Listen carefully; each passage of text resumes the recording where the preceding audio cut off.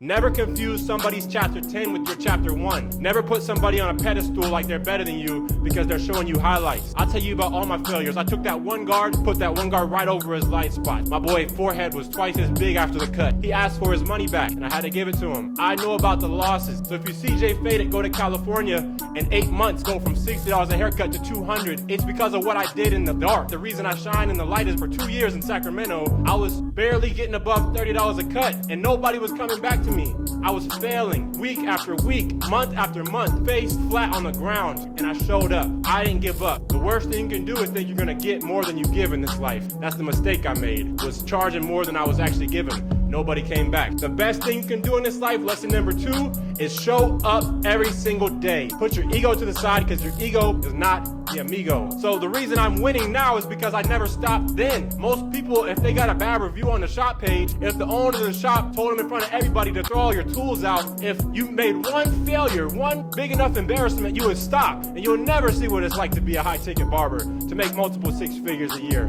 You'll never experience that to drive your dream car, to go from living in a basement where there's mold, where there's water, every week it rains and your feet getting wet when you walk on the floors, there's water bugs crawling in your face when you wake up. I'll never forget that feeling, and that's why I can appreciate the penthouse, because I remember what it was like in Ohio just a few years ago, living in my mom's basement.